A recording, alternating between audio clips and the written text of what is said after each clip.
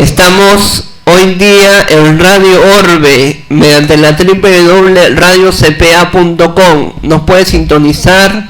Estamos hoy día con Arístides Álvarez. Él es periodista de profesión. En la actualidad labora como coordinador parlamentario de gobierno regional de Lima.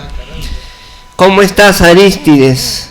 Buenos días a los alumnos pues de este curso tan importante como es radio.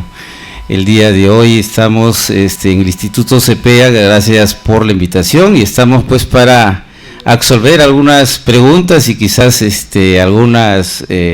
contar algunas experiencias, ¿no?, de nuestra carrera profesional. También tenemos a nuestros panelistas, que son Soraya Lozada, Gianfranco Zamora y Paolo Maldonado. ¿Cómo estás, Soraya?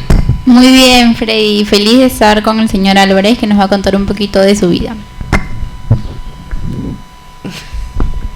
¿Cómo estás, Gianfranco Zamora? ¿Qué tal, Freddy? Bienvenidos a todos los radioescuchas. Gracias por sintonizarnos. Hoy día vamos a hablar con alguien que es de nuestra carrera. Muchas gracias, señor Álvarez, por estar acá. Le agradecemos bastante de antemano. ¿Cómo estás, Paolo Maldonado? Muchas gracias, Freddy. Buenos días a los radio oyentes. Y exactamente como dice nuestro compañero Zamora, estamos aquí con un grande en el periodismo. Buenos días, señor Álvarez, y esperemos que podamos hablar. Bueno, el señor Arístides Álvarez es conocido también porque él cubrió de cerca la toma de la Embajada de Japón en 1997 por el grupo terrorista MRTA. Una experiencia cruenta, dolorosa y a la vez verídica, que esperemos no se vuelva a repetir. Comencemos con las preguntas. ¿Cómo surgió la tarea de cubrir la toma de la Embajada de Japón a cargo del grupo terrorista MRTA en 1997? Bien, bueno, vamos a recordar un poco aquellos tiempos. Nos trasladamos pues imaginariamente al año 1997, ¿no? 17 de diciembre fue la fecha exacta de este suceso, pues que generó alarma, temor, no solamente en el Perú, sino a nivel internacional, ¿no? Recordemos que habían pasado ya algunos años, exactamente en el año 92 se produjo pues la captura y se mostró de manera pública al líder y cabecilla pues de Sendero Luminoso, ¿no?, Abimael Guzmán, ¿no? Entonces el Perú vivía una relativa pues calma, y esta noticia pues generó un impacto nacional y mundial, ¿no? O sea, el MRTA, que se suponía, ¿no?, que había pues ya quedado inactivo por la captura también de su líder, ¿no?, Víctor Polay Campos, años antes que Abimael, generó pues una alarma, vuelvo a repetir, generalizada, ¿no? Los medios pues nacionales de aquella época pues de todo tipo, no solamente prensa escrita, radio y televisión, pues se constituyeron, ¿no?, a la sede pues de la residencia del embajador de Japón en el Perú, en Lima, a cubrir la información, ¿no? Entonces, desde aquellos primeros momentos, pues, la policía, pues, había cordonado, ¿no?, periféricamente, pues, ese lugar, y la información que se dio, pues, que se conocía era, pues, siempre a través de fuentes no confidenciales, fuentes confiables, ¿no? El periodista siempre hace amigos, ¿no? Y eso te permite, pues, ir conociendo y buscando la información, ¿no? Por ejemplo, ¿no?, en la policía se moviliza también, por ejemplo, los servicios de salud, ¿no? Muchas veces, a veces haremos amigos, ¿no? O quien habla ha tenido, y es lo que debemos hacer, y recomiendo ello, ¿no? Siempre generar enlaces de amistad, ¿no? En los diferentes niveles y profesiones y sectores que en el Estado peruano, ¿no? Entonces, y esto lo digo porque yo desde que fui practicante en el diario El Nacional, siendo estudiante de periodismo del tercer ciclo, cubrí, ¿no? Todo lo que estaba relacionado pues a la sección policiales, ¿no? Entonces, uno entabla pues comunicación con los servicios de salud, como hemos dicho, los conductores, los enfermeros, los técnicos que conducen a los enfermos, a los bomberos, e incluso aquellos que trasladan los cadáveres a la morgue. Eso es importante, ¿no? Entonces uno comienza pues a indagar, ¿no? ¿Qué es lo que está ocurriendo? ¿De qué se trata? Y pues la noticia fue que uno de los líderes importantes del MRTA, que no había sido capturado, como Néstor Serpa Cartolini, con un comando, ¿no? de aquel movimiento, habían pues incursionado en estas residencias donde se producía una reunión, ¿no? de celebración por el nacimiento del emperador de Japón, y habían pues tomado de rehenes a cerca de 600 o 700 personas, ¿no? Todos personas influyentes y de mucho nivel en los diferentes aspectos en el Perú. Señor Álvarez, ¿se puede considerar periodismo de guerra al episodio de la toma de la Embajada de Japón?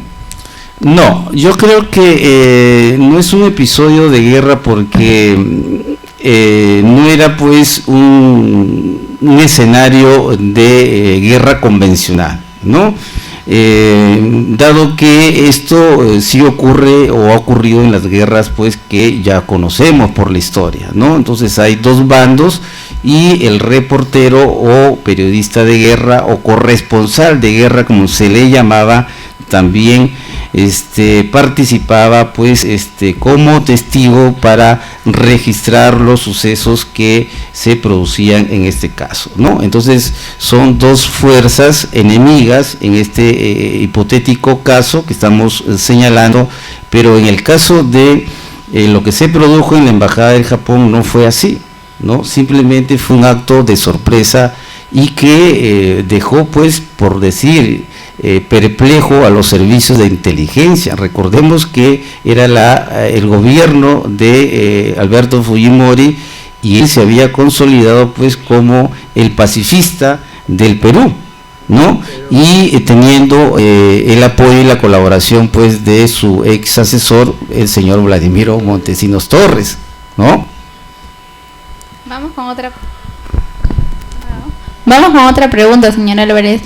¿Qué significado tiene haber cubierto la toma de la Embajada de Japón a cargo del grupo terrorista MRTA en el 1997? Bueno, los significados son diversos, ¿no? Por ejemplo, ¿no? En el caso del Perú, yo señalaba fuera de cabina de que yo creo que fue el más importante evento que mostró el uso de la tecnología, sobre todo de la televisión, ¿no? Los medios extranjeros, CNN, en las diferentes versiones, no solamente en español, sino en inglés, por ejemplo, la BBC, ¿no? Que son pues cadenas mundiales, y sobre todo de los medios del Japón vinieron a cubrir información, ¿no?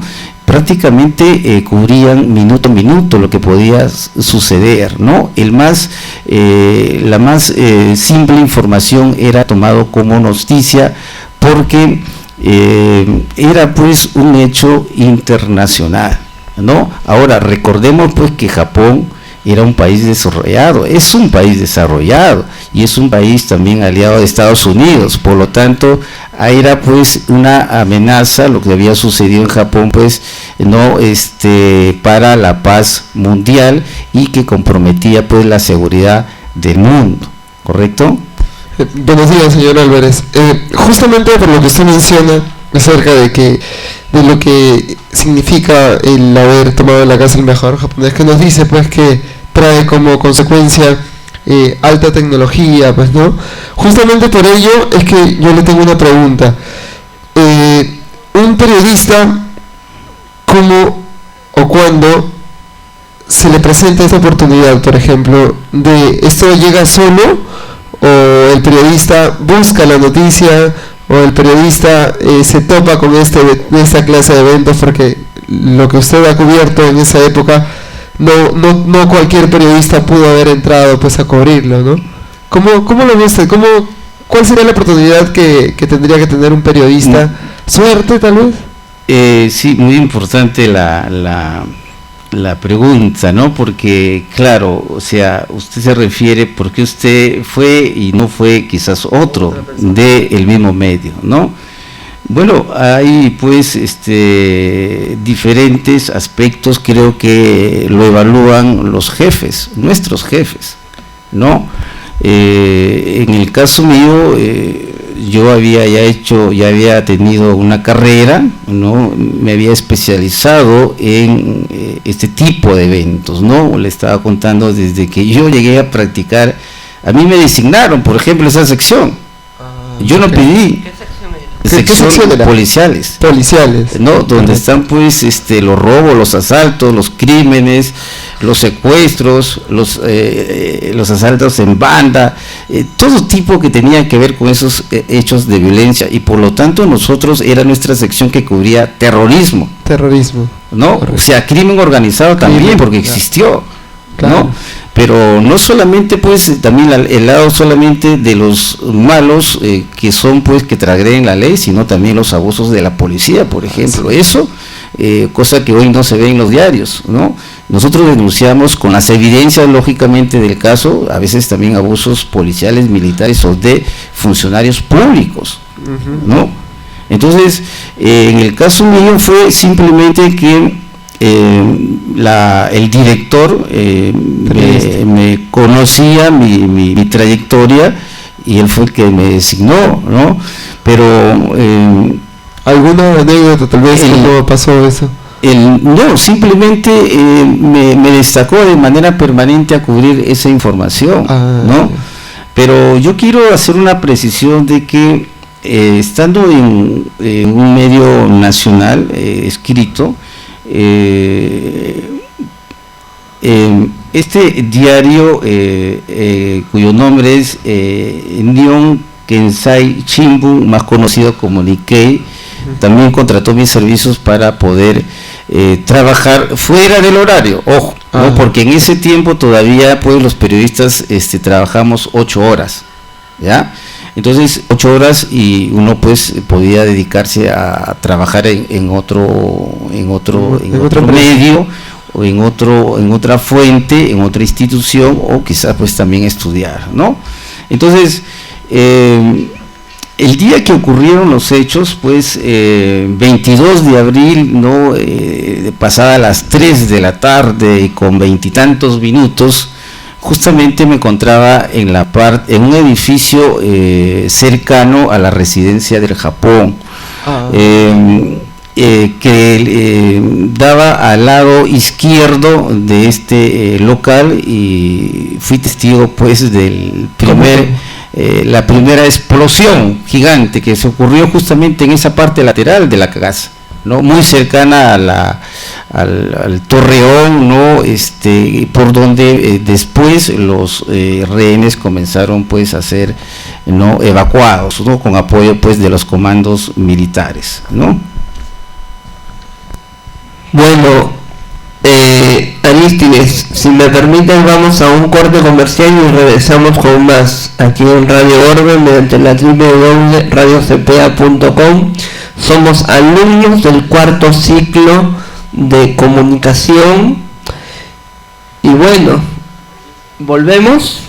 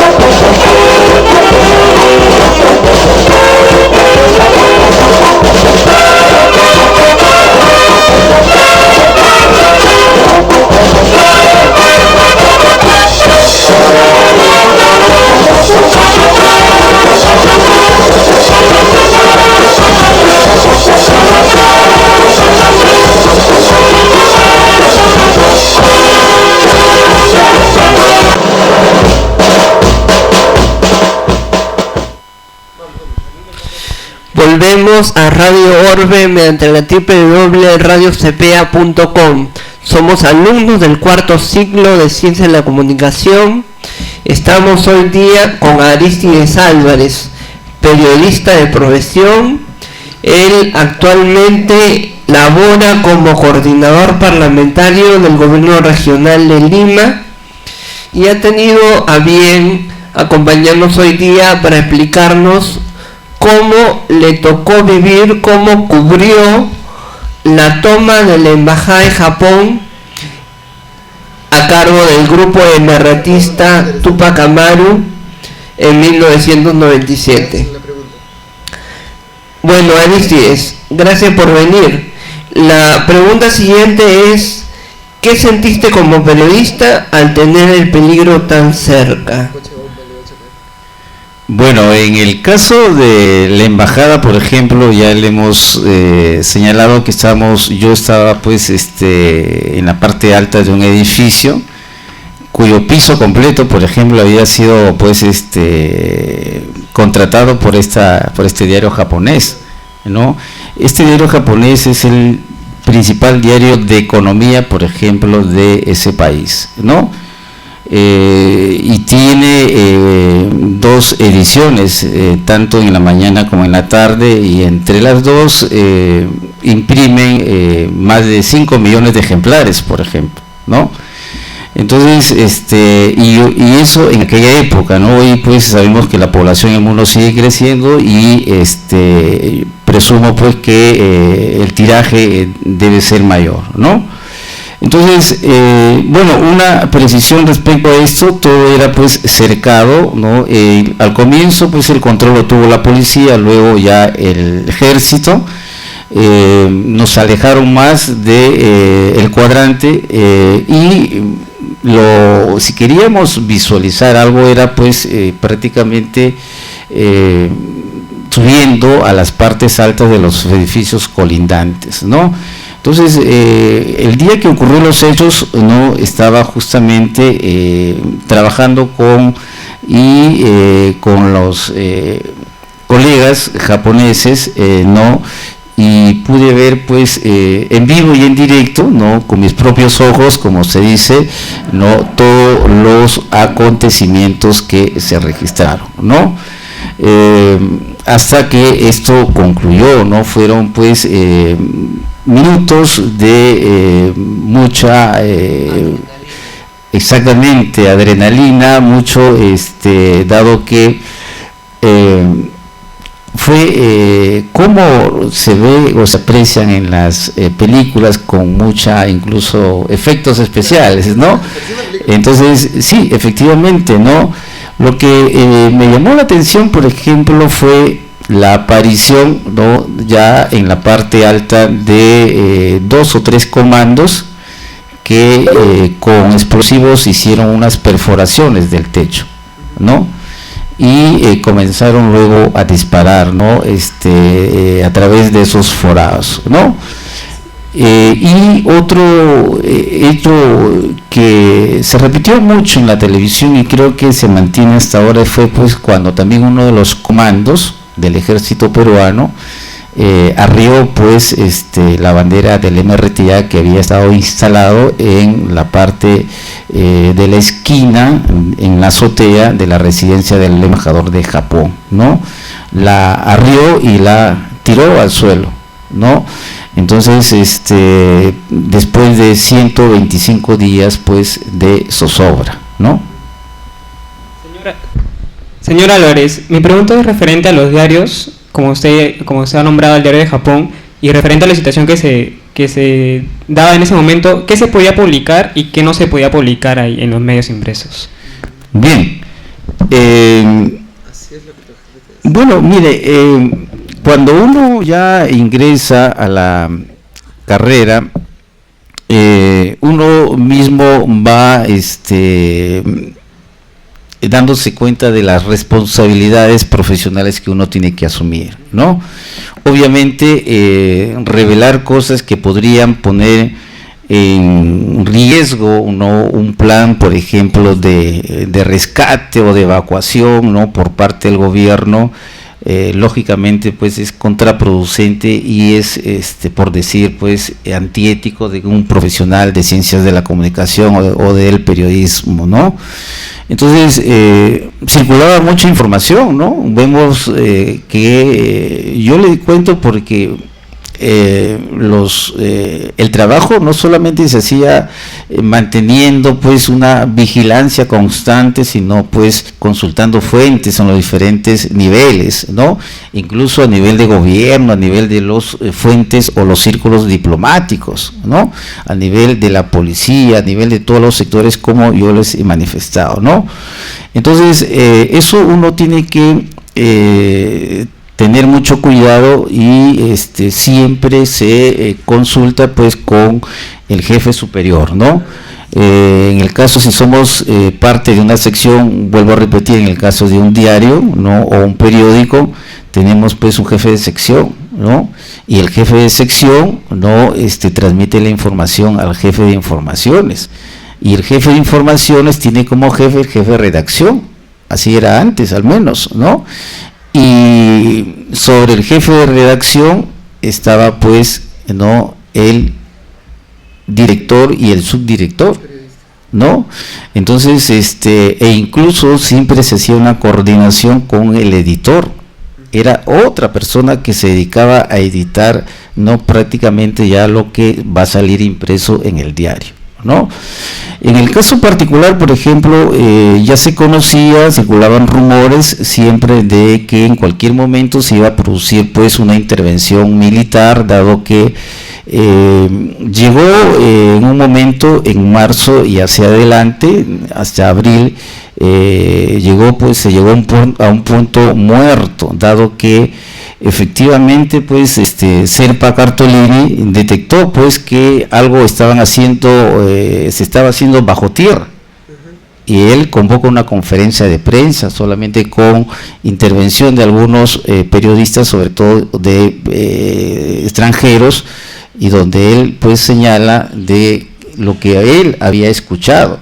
O sea, él había escuchado que se estaban produciendo golpes extraños en la parte baja de la planta de la residencia del embajador del Japón, ¿no? Se rompió el diálogo, ¿no? Se entró, vuelvo a repetir, nuevamente a un momento de tensión prolongado que finalmente concluyó con la intervención militar el 22 de abril pues de 1997, ¿no? Sí, señora Álvarez, y en base a lo que nos está contando, cuéntenos también, entonces, cuáles fueron las facilidades y las dificultades que tuvieron que pasar ustedes como periodistas, todos los que estaban ahí, ¿no? Bueno, siempre hay pues pros y contras que el periodista debe evaluar siempre en un escenario, ¿no?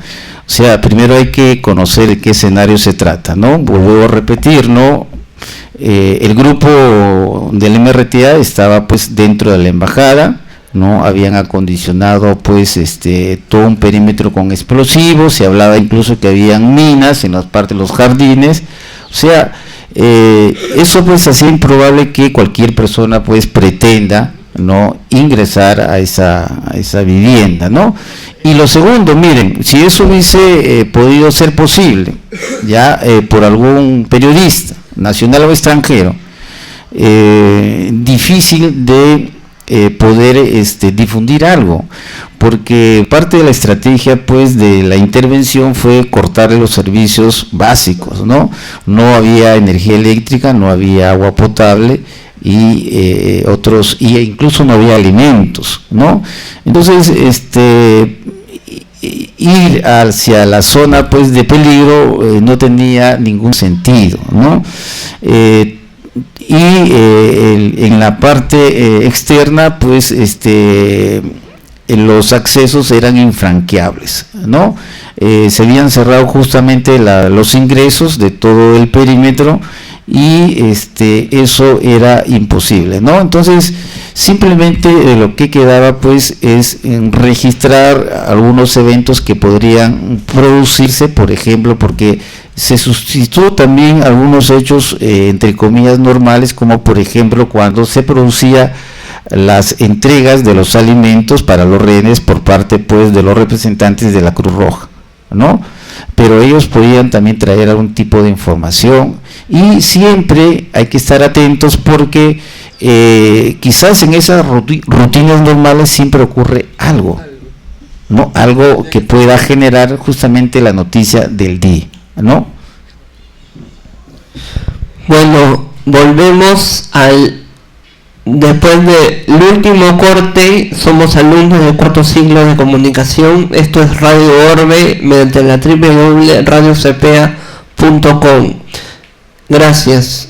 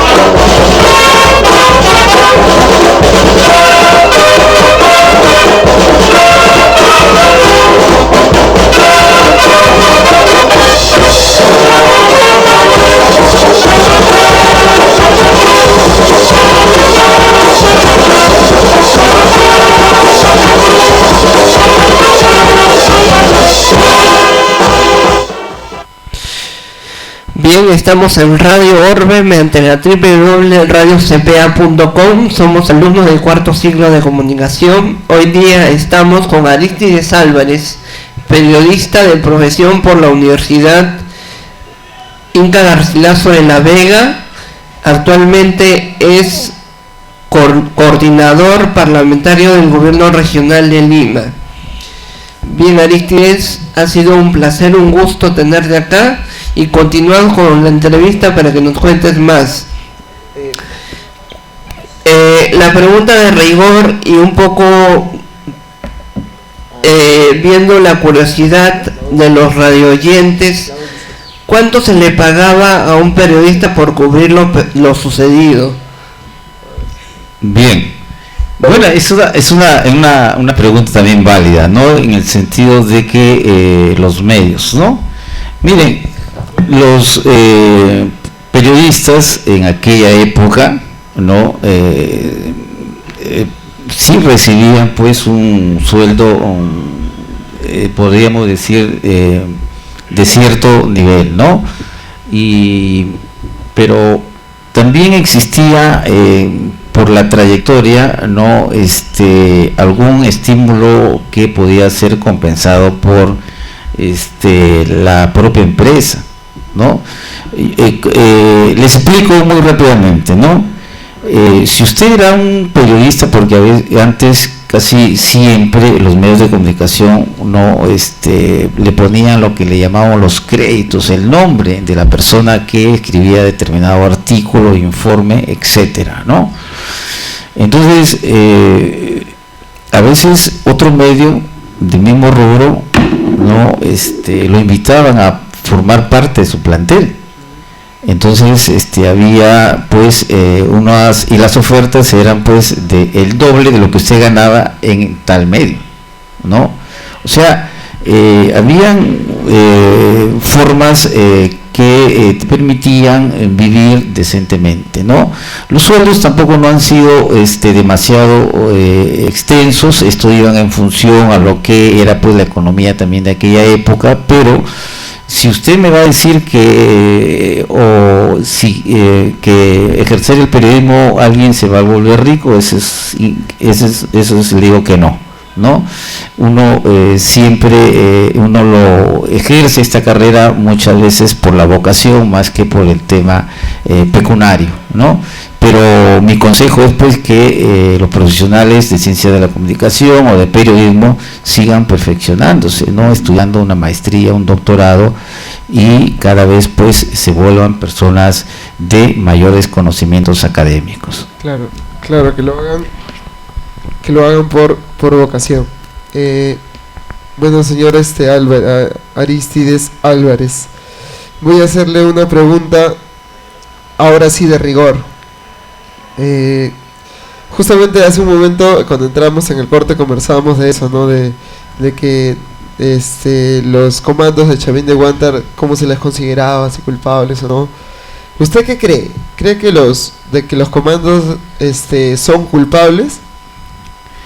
Mire, yo como persona natural, yo no estoy en capacidad de decir si son culpables o inocentes, ¿no? Lo que sí estoy yo de acuerdo, o que creo que lo que es lo correcto, es que ellos no deben utilizar los medios de comunicación para ejercer una suerte de defensa basado en una inocencia, ¿no? Miren, la persona siempre tiene que estar a disposición de las autoridades, y si uno es inocente, los resultados producto de las investigaciones determinarán mi inocencia, ¿no? Entonces, y aprovechando su pregunta, quiero hacer una precisión. Lo que pasa es que no se conoce mucho respecto a por qué se le enjuicia a los comandos, ¿no? Miren, la operación militar, yo la he sostenido en mi Facebook, porque a raíz justamente del 18 aniversario que ha sido hace algunos días, en las redes sociales pues como que hay una crítica mayoritaria respecto a que no se les debe llevar a juicio, ¿no? Y por lo tanto, hipotéticamente, incluso colegas, ¿no?, que ejercen el periodismo o que son profesionales del periodismo, no mantienen esa versión, ¿no? Entonces ahí hipotéticamente estamos ya señalando que ellos son inocentes, ¿no? Pero vemos que esta noticia como que es repetitiva, y lo que los colegas y ustedes como estudiantes y futuros profesionales no debemos simplemente darle todo el crédito a las versiones periodísticas que se señalen, ¿no? Mi recomendación es que debemos hacer investigación, ¿no? Cómo surge este proceso, este enjuiciamiento, ¿no? Entonces debemos buscar las evidencias, ¿no? Hay que buscar las argumentaciones para dilucidar si que es injusto o justo lo que está ocurriendo en el caso de ellos, ¿no? Entonces, para terminar, les voy a decir que, miren, surgió pues no las versiones de que habrían a uno al guerrillero o merretista Rolly Rojas, que había sido ejecutado, ¿no? Que un comando o una persona extraña al comando de esa operación, pues él ya rendido, pues lo ejecutó, ¿no? Disparándole pues un tiro en la nuca de la cabeza, por detrás, ¿no? Estando rendido, ¿no? Entonces, esta versión cobró fuerza porque un diplomático de japonés corroboró esa versión, ¿no? Entonces, pero lo cierto es que, miren, que ¿quién enjuicia al comando o a los comandos Chavín de Huántar? No es una persona individual, ¿no? La fiscalía, que pertenece al Estado, ¿no? La fiscalía que pertenece al Estado es el que hace la denuncia penal, y el juez o el Poder Judicial acepta esta denuncia, ¿no? ¿Contra quiénes? ¿No? Quien encabeza la denuncia es pues el entonces jefe del ejército, el general Nicolás Hermosa Ríos, Vladimiro Montesinos, el coronel o ex coronel Roberto Guamán, el coronel Jesús Zamudio, los jefes militares de la operación, ¿no?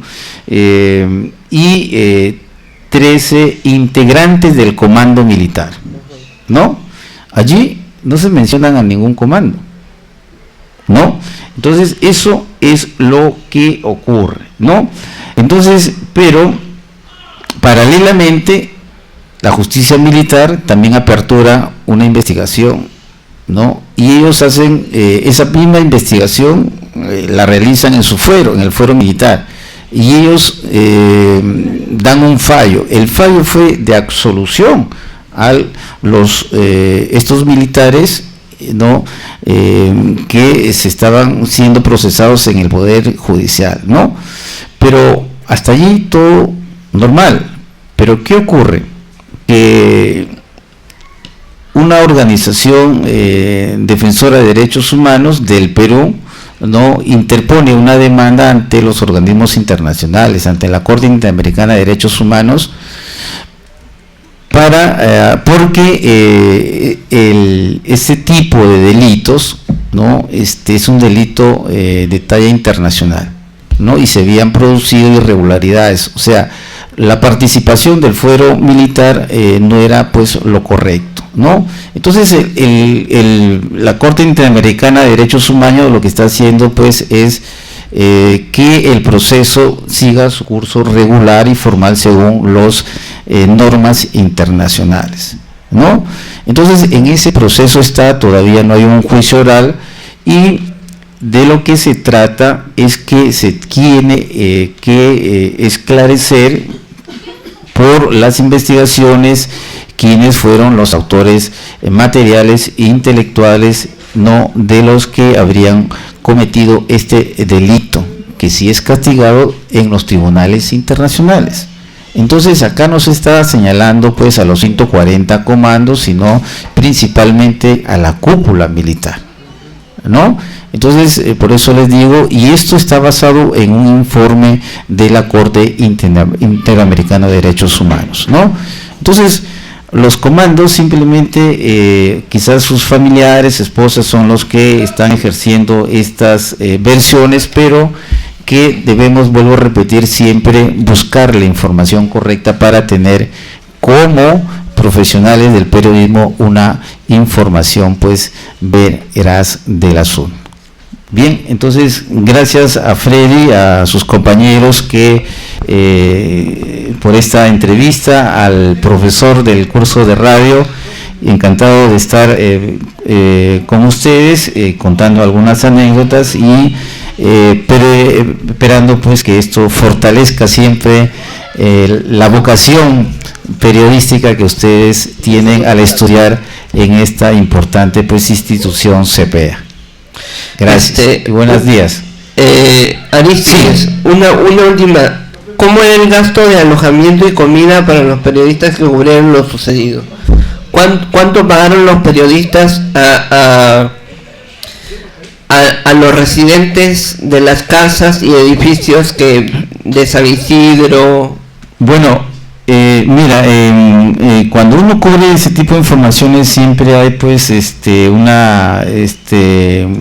algunas medidas seccionales respecto a que al periodista o que en el comienzo también, al menos en toda la época que yo estuve cubriendo información, siempre se le entregaba pues un vale para poder reconocer la movilidad del periodista, ¿no? Y era más o menos equivalente, por decir, a un menú en el tiempo actual, ¿no? Después, en relación a los alquileres, bueno, pues los propietarios sí hicieron un buen negocio porque muchas familias abandonaron los departamentos para dar espacio a los medios de comunicación, ¿no? Y sí fue un negocio, una rentabilidad positiva para ellos, porque era además en dólares en esa época. ¿Cuántos dólares más o menos? Bueno, dependiendo del área, ¿no? Quizás hablamos de $500,000 el mes, ¿no? Pero dependiendo de los espacios. Habían medios, por ejemplo, la televisión, que alquilaban hasta 2 pisos o 2 tipos de viviendas, ¿no? Siempre en el mismo edificio. Las azoteas. Las azoteas eran cotizadas, ¿no? Costaban mucho. ¿no? Se trasladó pues la información no solamente a la parte baja de la periferia de la embajada de Japón, sino también a las partes altas de los edificios. Bueno, gracias a Aristides Álvarez por venir hoy día a radiocepea.com. Esperemos volver a tenerte otra vez para hablar sobre otros temas de índole cultural, de índole de coyuntura, de actualidad. Y bueno, un saludo que quieras hacer, sí, para terminar. Sí, un mensaje final. Freddy, justamente reiterar pues mi saludo y felicitación a ti, a tus compañeros, ¿no?, de este curso de radio, al docente también que está presente, a la institución, ¿no?, porque estas invitaciones pues nos permiten recordar tiempos vividos y que nosotros encantados de transmitir pues a los futuros profesionales de ciencias de la comunicación y periodismo. Bueno, gracias. ¿Algún mensaje, chicos, que quieran hacer?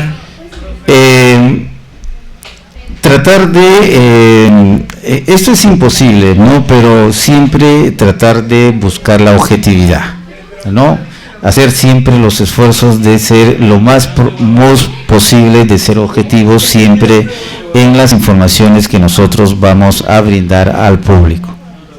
Bueno, nos vemos la próxima semana con otro invitado sorpresa que esperemos les guste.